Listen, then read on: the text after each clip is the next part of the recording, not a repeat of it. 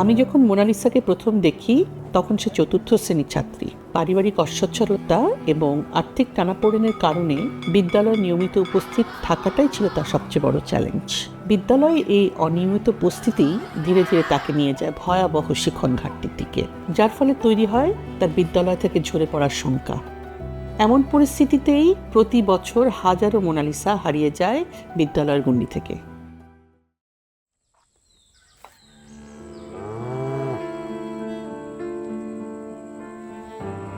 আমার পড়তে খুব ভালো লাগে। আমার বাবা যখন আমাকে রেখে ঢাকায় চলে যায় তখন আমার মনে হয় আমি বুঝি আর লেখাপড়া চালিয়ে যেতে পারবো না। আমি স্বপ্ন দেখতাম বড় হয়ে আমি একজন শিক্ষক হব, কিন্তু স্কুলে যেতে না পারলে আমি কিভাবে শিক্ষক হব?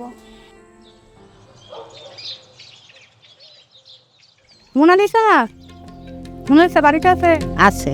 মোনালিসা তো কয়েকদিন ধরে স্কুলে যাচ্ছে না, এই জন্য খোঁজ খবর নিতে আসছে। মোনালিসার মতন শিশুরা যারা স্বপ্ন দেখতে ভালোবাসে তাদের স্বপ্ন যেন ভেঙে না যায়, তাই empowering children through education EC প্রকল্প প্রাথমিক বিদ্যালয়ের অনিয়মিত শিক্ষার্থীদের হোম ভিজিট এবং বিদ্যালয়ে মা সমাবেশের আয়োজন করার মাধ্যমে শিশুদের নিয়মিত করার লক্ষ্যে কাজ করছে। পিছিয়ে পড়া শিক্ষার্থীদের মৌলিক শিখন দক্ষতা নিশ্চিত করার লক্ষ্যে বাংলাদেশ প্রাথমিক শিক্ষা অধিদপ্তরের সহযোগিতায় শিশুদের মাঝে নিরাময়মূলক শিক্ষা উপকরণ বিতরণ এবং বিদ্যালয়ে নিরাময়মূলক ক্লাসের মাধ্যমে শিখন ঘাটতি নিরসনের কাজ করছে।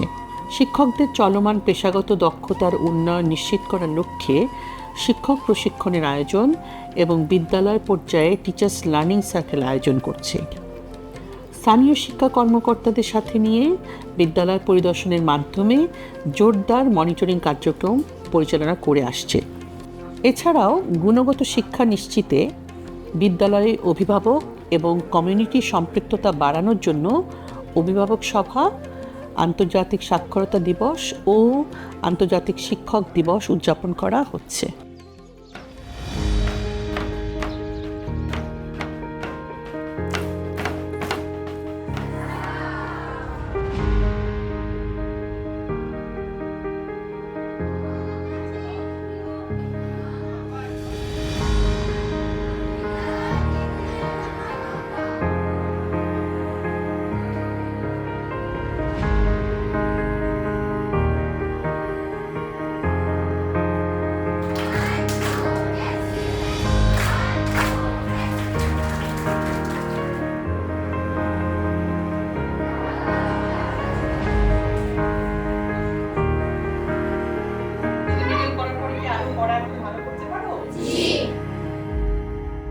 সেভ দ্য চিলড্রেন পৃথিবী জুড়ে প্রান্তিক শিশুদের গুণগত শিক্ষা নিশ্চিত করার লক্ষ্যে কাজ করে যাচ্ছে।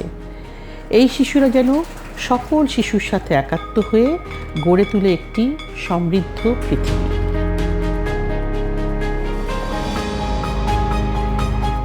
আমরা চাই মোনালিসার মতো শিশুরাও থেমে না থাকুক, শিক্ষার আলোয় আলোকিত হয়ে বিকশিত হোক, গড়ে তুলুক উজ্জ্বল এক আগামীর গল্প।